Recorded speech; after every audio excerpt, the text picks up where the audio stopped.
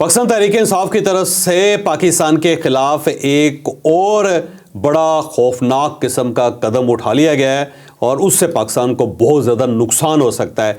ये कदम कौन सा है और पाकिस्तान तहरीक इंसाफ करना क्या चाहती है, ये हम आपको आज के व्लॉग में पूरी तफसील से बताएंगे। और पाकिस्तान तहरीक इंसाफ जो पार्टी है उसके ऊपर बुशरा बीबी का जो ग्रुप है उसका गलबा हो गया है। अब वो बुशरा बीबी का ग्रुप तेज़ी से पार्टी को अपने कब्ज़े में करता चला जा रहा है। ये क्या फिनामिना है, ये भी हम आपको आज के व्लॉग में पूरी तफसील से बताएंगे। और इस्लामाबाद के अंदर हाई अलर्ट ऐसा हो गया है क्योंकि यहाँ पे कुछ टीटीपी के लोगों ने कुछ तस्वीरें रिलीज़ की हैं, जिसके बाद यहाँ इस्लामाबाद के अंदर तरथली मच गई है और जो फॉरेन मिशन है उन सब के लोगों को कह दिया गया है कि आप एहतियात से बाहर निकला करें, बल्कि अपनी मूवमेंट को कम कर दें। अब टीटीपी किस किस्म की तस्वीरें रिलीज़ कर रही है, ये भी हम आपको आज के व्लॉग में बताएंगे। और पाकिस्तान के बारे में अमेरिकन मीडिया ये कह रहा है कि पाकिस्तानी अफवाज अफ़गानिस्तान के ऊपर एक और हमला करने की तैयारी कर रही हैं। ये हमला किसके ख़िलाफ़ हो सकता है, क्यों हो सकता है और इसकी क्या बैकग्राउंड है, ये भी हम आपको आज के व्लॉग में बताएंगे। लेकिन व्लॉग की तरफ जाने से पहले मेरी आपसे रिक्वेस्ट है कि चैनल को सब्सक्राइब ज़रूर कीजिएगा और ये जो बेल आइकन है उसको ज़रूर प्रेस करें ताकि नोटिफिकेशन आपको मिलता रहे। और ये याद रखें कि हर अच्छी बात सदका जारिया होती है। अगर आपको ये अच्छा लगे ये व्लॉग तो किसी न किसी के साथ ज़रूर शेयर कीजिएगा। और हमने अपना कॉलम 0 पॉइंट अब ऑडियो फॉर्म में भी लॉन्च कर दिया है। आप इस लिंक पे क्लिक करके अब हमारे कॉलम भी सुन सकते हैं। अस्सलाम वालेकुम नाजरीन, मैं हूं फ़ारूक अब्बास न्यूट्रल बाय जावेद चौधरी। मैं नाजरीन सबसे पहली स्टोरी हमारी खान साहब के हवाले से ही है कि पहले तो वो ख़त पे ख़त लिखी जा रहे हैं, तीसरा ख़त भी उनका जी बिल्कुल तैयार है आपके सामने, और उसके बाद उन्होंने IMF को डोजियर लिख दिया है। जी कोई मौका ऐसा हाथ से वो जाने नहीं देते जहां पे पाकिस्तान फंसा हुआ हो या उन्हें मौका मिल रहा हो कि पाकिस्तान को यहाँ फंसाया जा सकता है तो वो यकीन माने किसी हुकूमत के खिलाफ नहीं बल्कि रियासत के खिलाफ होकर चल पड़ते हैं। डोजियर में उन्होंने जी तबाही मचा दी, इस तरह की बातें की IMF को कि वो कानों को हाथ लगा के यहाँ से जाएं और वो पीछे जाके बताएं कि पाकिस्तान तो पता नहीं जी कैसा मुल्क है। अब ये पूरी डिटेल से स्टोरी आपको बताएंगे जावेद चौधरी साहब। अब देखें, कल चीफ जस्टिस पाकिस्तान से IMF के वफ्द की मुलाकात हुई, 6 लोग उनके गए थे और उस पर सब लोगों ने प्रोटेस्ट किया। मैंने खुद भी कहा कि इस तरह नहीं होना चाहिए था कि IMF के लिए आपने सुप्रीम कोर्ट ऑफ पाकिस्तान के दरवाजे भी खोल दिए। पाकिस्तान तहरीक इंसाफ ने इसके ऊपर बहुत प्रोटेस्ट किया, बल्कि पाकिस्तान पीपल्स पार्टी ने, दोनों ने किया। कल नूर आलम साहब ने कौमी असम्बली में खड़ा होकर पूछा कि जनाब किसने इजाज़त दी कि IMF का वफ्द जो है वो सुप्रीम कोर्ट ऑफ पाकिस्तान जाए और चीफ जस्टिस के साथ मुलाकात करे। पाकिस्तान तहरीक इंसाफ भी कह रही है कि देखें इन्होंने गुलाम बना दिया पूरे पाकिस्तान को, पूरे पाकिस्तान जैसे मुल्क को उठा के IMF की झोली में डाल दिया है और ये हमारी कौमी अहमियत के ख़िलाफ़ है, ये कौमी प्राइड के ख़िलाफ़ है, नेशनल प्राइड के ख़िलाफ़ है और ये लोग अर्दली हैं और ये किस टाइप की हुकूमत है वगैरह वगैरह। और इस पर बहुत ज़्यादा उन्होंने प्रोटेस्ट किया। एक साइड ये है पाकिस्तान तहरीक इंसाफ की, दूसरी साइड ये है कि ख़ुद उन्होंने एक डोजियर तैयार किया और उस डोजियर को तैयार करके और उसके अंदर वो रिपोर्ट भी शामिल है जो इन्होंने चीफ जस्टिस पाकिस्तान को एक ख़त के साथ लिखी थी, 350 सफ़ों की है। वो भी 7 क्लब की गई है। फिर पतन की एक रिपोर्ट भी है जिसके अंदर 2024 के इलेक्शंस के बारे में उन्होंने डिटेल के साथ लिखा था कि किस किस हल्के में कितनी धांधली हुई और किस तरह ये गवर्नमेंट को बनाया गया। और अब पतन की जो रिपोर्ट है वो ज़ाहिर है पहले काशिफ वासी साहब को खा गई है और उसी रिपोर्ट को अब इन्होंने उसका हिस्सा बना के, डोजियर का हिस्सा बना के अब IMF को भेज दिया। और ये जो रिपोर्ट है ये भेजी किसने है, ये उमर अयूब साहब ने भेजी जो अपोजिशन लीडर है। तो बहसीत अपोजिशन लीडर उन्होंने ये एक डोजियर लिख के IMF के हवाले कर दिए। तो एक साइड पे आप ये कह रहे हैं कि ये हमारा जो नेशनल प्राइड है, ये जो हमारी कौमी अहमियत है उसके ख़िलाफ़ है कि आप सुप्रीम कोर्ट ऑफ पाकिस्तान के दरवाज़े खोल दें IMF के लिए, और दूसरी साइड पे आप उसी IMF को एक रिपोर्ट लिख के भेज रहे हैं और उस रिपोर्ट का मकसद ये है कि पाकिस्तान के अंदर लॉ और जस्टिस की सूरत बड़ी ख़राब है। यहाँ पे ह्यूमन राइट्स की वायलेशन बहुत ज़्यादा हो रही है। यहाँ पे एक साबिक प्राइम मिनिस्टर को उठा के जेल के अंदर फेंका हुआ है और 9 मई जैसे वाक़यात जिसमें पाकिस्तान तहरीक इंसाफ के वर्कर्स ने 200 इंस्टॉलेशन थी उनको सबको तबाह कर दिया और उस जुर्म में भी लोगों को गिरफ़्तार किया गया, जबकि इतनी इजाज़त तो होनी चाहिए पाकिस्तान में कि आप जिस कोर कमांडर का घर चाहे उसको जला सकें, तोड़ सकें, या जहाँ जहाँ कोई दिफाई तनसीबात हैं या दिफाई कोई सिंबल हैं उन सबको ब्रेक कर सकें। तो ये भी उन्होंने कहा जो बड़ी ज़्यादती है कि हम अगर ये करना चाहते तो हमें इसकी भी इजाज़त नहीं दी जाती, जबकि हम ज़ाहिर मेट्रो को भी तोड़ना चाहते हैं तो मेट्रो को भी तोड़ने की इजाज़त नहीं दी जाती और उसके ख़िलाफ़ हमारे ख़िलाफ़ केस बन जाते हैं। साथ साथ उन्होंने 2024 का जो इलेक्शन है 8 फरवरी 2024 का, उसके ऊपर बहुत ज़्यादा सवाल उठाए, पतन की रिपोर्ट भी लिखी और साथ ये बताया गया कि जी पाकिस्तान में इलेक्शन जो है बहुत रिग हुए हैं اور ساتھ انہوں نے ریفرنس یہ ہے کہ 2023 میں جب IMF کا وفد آیا تھا پاکستان تو وہ عمران خان صاحب کے ساتھ ان کی ملاقات بھی ہوئی تھی اور ہم نے ایک ہی ریکویسٹ کی تھی کہ پاکستان میں فیئر اینڈ فری الیکشن ہونے چاہیے، لیکن اس ریکویسٹ کے اوپر کوئی عمل درآمد نہیں ہوا اور الیکشن فیئر اینڈ فری نہیں ہوئے۔ تو پورا ایک مقدمہ بنا کے پاکستان کے خلاف IMF کے متھے مار دیا گیا اور ساتھ اس کے اندر یہ درخواست کی گئی ہے کہ اپوزیشن لیڈر اپنی پوری ٹیم کے ساتھ IMF کے ساتھ ملاقات کرنا چاہتا ہے اور ایک ملاقات کی درخواست ہے کہ جناب ہمیں موقع دیں تاکہ ہم آپ کو یہ بتائیں کہ پاکستان کے اندر صورتحال کیا ہے، شکایت صحیح طرح لگا سکتے۔ تو ایک سائیڈ پہ تو آپ یہ کہہ رہے ہیں کہ چیف جسٹس نے بڑی زیادتی کی اور گورنمنٹ کون ہوتی ہے کہ جو چیف جسٹس کو کہے کہ جناب آپ IMF کے ساتھ ملیں اور ان کے سوالوں کے جواب دیں، اور دوسری سائیڈ پہ آپ خود ایک پورا پلندہ بنا کے IMF کے متھے مار رہے ہیں کہ جناب پاکستان کی صورتحال ٹھیک نہیں ہے، اور یہ جو آپ کہہ رہے ہیں پاکستان کی اکانومی ٹھیک ہو رہی ہے، یا یہ جو آپ کہہ رہے ہیں کہ جناب پاکستان اپنے بجلی کے ریٹس کم کر سکتا ہے اور اس کے بعد انڈسٹری چل سکتی ہے، تو یہ غلط ہے۔ ایک تو آپ ان کو قرضہ نہ دیں، دوسرا آپ ان کو اجازت نہ دیں کہ یہ بجلی کے ریٹس کم کر سکیں، تو دوسری طرف آپ یہ اپیل کر رہے ہیں ان کے ساتھ۔ تو اب مجھے سمجھ نہیں آ رہی کہ ٹھیک ہے کہ پاکستان تحریک انصاف کے ساتھ بڑی زیادتی ہو رہی ہوگی، ہر زیادتی کے اوپر ہم کہتے بھی ہیں، اناؤنس بھی کرتے ہیں، جیسے کہ بوشا بی بی کو اگر فریش کپڑے نہیں دیے جا رہے تو اس میں ہم نے بات کی اور عمران خان صاحب جو ہے وہ جیل کے اندر اگر مردانہ وار بیٹھے ہوئے ہیں تو اس کی تعریف کی جاتی ہے، میں خود کرتا ہوں اس کی تعریف۔ پارٹی جو ہے اس کی خوبیاں کہ 2024 کا الیکشن ان لوگوں نے ون کیا ہے، گورنمنٹ ان کو بنانی چاہیے تھی اور اب گورنمنٹ انہوں نے خود نہیں بنائی، کیونکہ 90 سیٹس کے ساتھ اگر یہ پاکستان پیپلز پارٹی کے ساتھ مل جاتے تو آج ان کی گورنمنٹ ہوتے اور عمران خان صاحب جو اپنے گھر میں بیٹھے ہوتے اور ہو سکتا ہے وہ پرائم منسٹر بھی ہوتے۔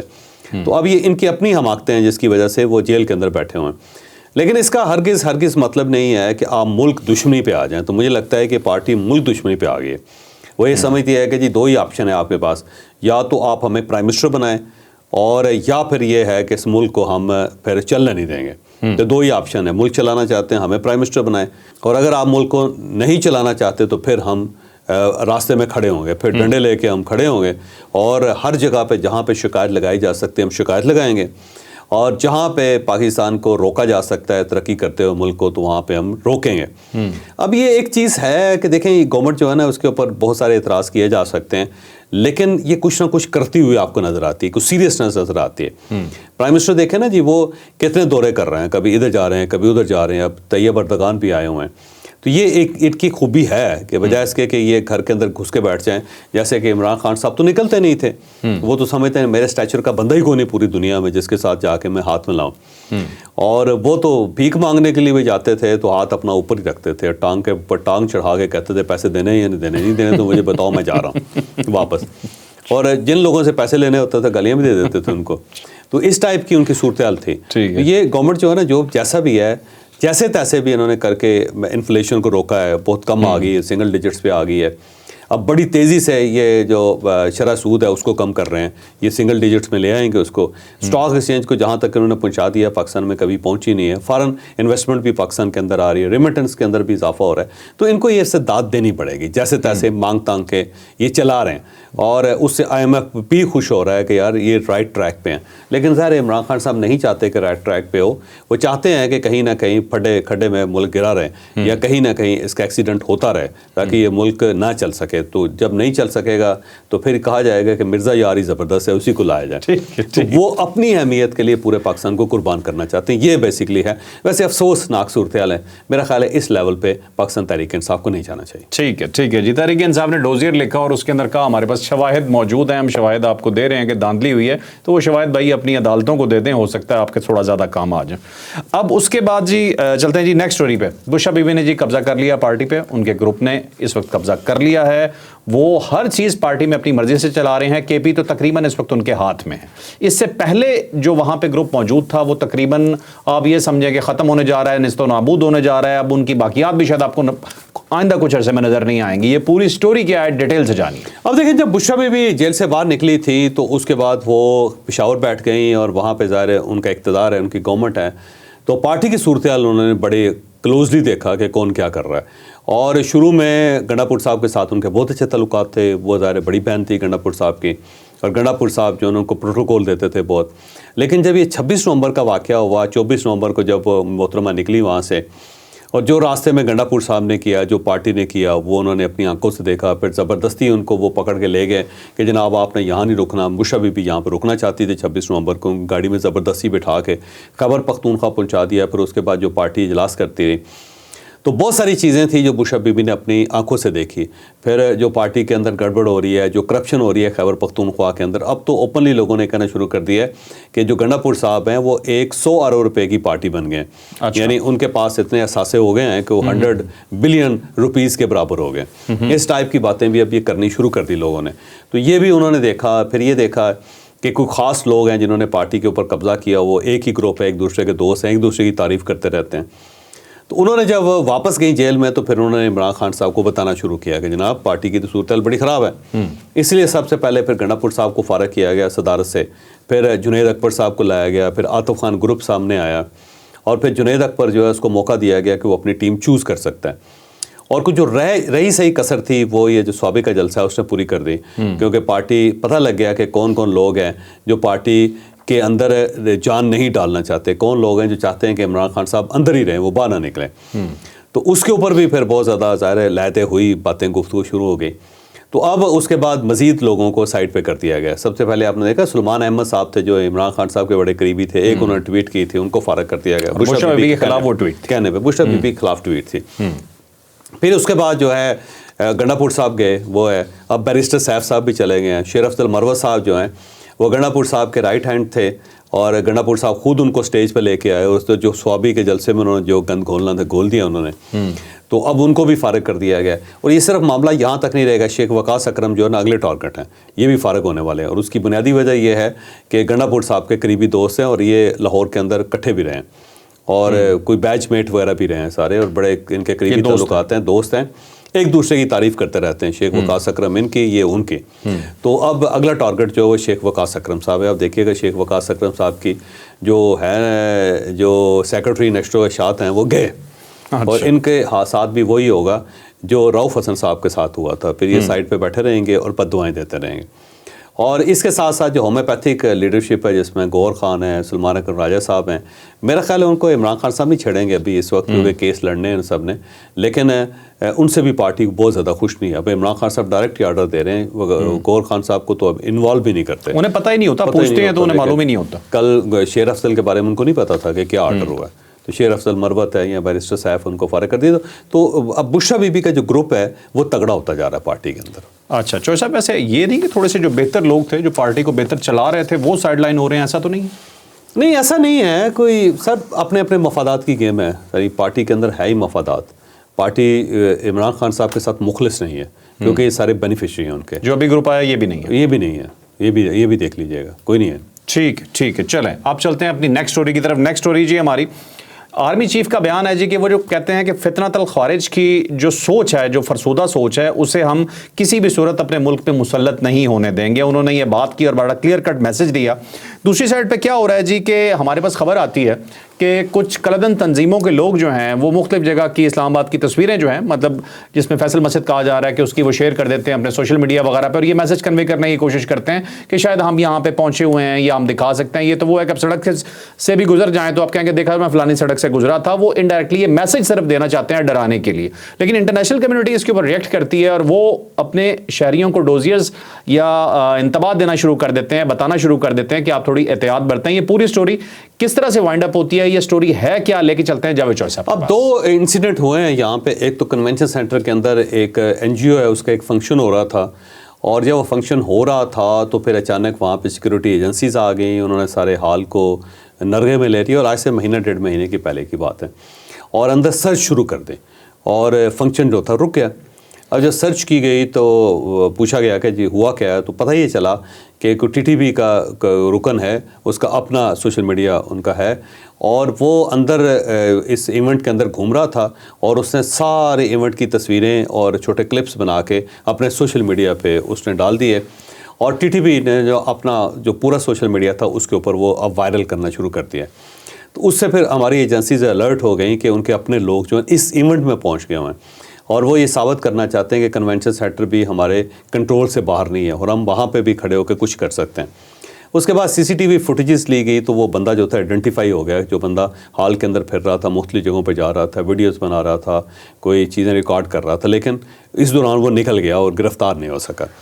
دوسرا جو ایونٹ ہے وہ فیصل مسجد کی ہے کہ کل جو فیصل مسجد کی, بلکہ 2 دن پہلے جو فیصل مسجد کی ہے وہ پوری فلم کسی نے ریکارڈ کر کے اس کو اب TTP کے سوشل میڈیا کے اوپر انہوں نے اس کو لگا دیا اور وائرل کر دیا. اور وہاں پہ بھی یہ امپریشن کریٹ کیا جا رہا ہے کہ اب فیصل مسجد بھی ہم سے دور نہیں ہیں. تو جب اس قسم کے اوپر نیچے انسیڈنٹس ہونے شروع ہوئے ہیں تو اب یہاں پہ جو فارن مشنز ہیں ان سب کو الرٹ جاری کر دی گئی ہے. امریکنز نے اپنے تمام سٹیزن سے کہہ دیا ہے کہ آپ بلا وجہ اننیسیسرلی ایمبیسی سے باہر نہ جائیں اور گھومنا پھرنا بند کر دیں. پھر اس کے علاوہ جو باقی یورپین یونین کے اور جو برٹش ہیں ایمبیسی ہیں ان کے لوگوں کو بھی بتا دیا گیا کہ آپ نے اننیسیسرلی باہر نہیں نکلنا. تو اب ایک صورتحال جو ہے وہ TTP کریٹ کر رہی ہے کہ جناب آپ ہم سے دور نہیں ہیں. تو اس سے اب ہماری جو ایجنسیز ہے وہ بھی بہت الرٹ, کیونکہ یہاں پہ چیمپئنز ٹرافی بھی ہو رہی ہے اور یہ بڑا ایونٹ ہے پاکستان کے لیے. ظاہر پاکستان اس میں بڑا کنسرن ہے اور پاکستان نے بڑا زور لگایا, اس کے لیے بڑی قیمت ادا کی ہے. تو اس کو ساتھ ساتھ TTP جو ہے نا وہ اس نے بھی اس ٹائپ کی حرکتیں یہاں پہ کرنی شروع کر دی ہیں. تو اس سے میرا خیال ہے خاصا جو ایک کوہرام ہے برپا ہے اور بہت ساری ٹلیاں کھڑک رہی ہیں اس وقت. اب اللہ تعالیٰ بہتر کرے اور اس قوم کے لیے بھی بہتر کرے. گو ہم نے بڑی حد تک جو TTP ہے اس کی کمر توڑ دی ہوئی ہے, لیکن اس کے باوجود ظاہر ان کا سلیپر سیلز جو ہیں پاکستان کے اندر ہیں اور وہاں سے کوئی نہ کوئی اس ٹائپ کی آپریشنز بھی ہوتے رہتے ہیں, آپریٹ کرتے رہتے ہیں, لیکن صورتحال گمبھیر ہے. اچھا چوہدری صاحب, اس کے اندر ویسے تو ویڈیو کہیں سے بنوانا کوئی اتنی بڑی مشکل بات نہیں ہے, کہیں پہ بنوایا جا سکتا ہے. مجھے تھوڑی سی یہ فیک تھریٹس لگ رہی ہیں کیونکہ اسلحہ لے کے آنا اور ایک سادہ عام آدمی کے آ جانے میں بہت فرق ہوتا ہے. ایک عام آدمی گزر رہا ہے, لیکن وہ امپریشن ہی کریٹ کر رہے ہیں نا, امپریشن کریٹ کر رہے ہیں جی کہ ہم یہاں پہ بھی گھس سکتے ہیں. اور ظاہر ہے اگر انہوں نے کوئی تھریٹ کریٹ کرنی ہے تو پھر تو ویڈیو نہیں لگائیں گے, لیکن ویڈیو لگا کے وہ یہ ثابت کرنا چاہتے ہیں کہ آپ ہم سے دور نہیں ہیں یا ہم آپ سے دور نہیں ہیں. سر ایک مفت کی دھمکی. ٹھیک ہے, ٹھیک. چلیں جی, اب نیکسٹ سٹوری ہماری جی بہت امپورٹنٹ ہے. وہ یہ ہے کہ پاکستان کے متعلق خبر آئی ہے اور یہ فورن میڈیا رپورٹ کر رہا ہے, امریکن میڈیا رپورٹ کر رہا ہے کہ پاکستان شاید افغانستان پہ ایک اور حملہ پلان کر رہا ہے اور یہ حملہ بہت بڑا اور لیتھل ہوگا. اور یہ حملہ پلان ہو رہا ہے داعش کے خلاف. اور اس کی وجوہات کیا ہیں, یہ حملہ کیوں ہو رہا ہے, یہ پوری ڈیٹیل سے سٹوری آپ کو آج کے ویلاگ میں جاننے کو ملی. اب دیکھیں افغانستان کے اندر بہت سارے گروپس ہیں جس میں TTP ہے, طالبان ہے, داعش ہے, کچھ جو سنکیانگ کے اندر جو اسلامک موومنٹ چل رہی ہے ان کے لوگ بھی وہاں پہ موجود ہیں. اس کے علاوہ وہاں پہ ازبک ہیں, پھر تاجک ہیں, پھر ناردرن الائنس کے بہت سارے وہاں پہ موومنٹس ہیں. القاعدہ بھی وہاں پہ موجود ہے.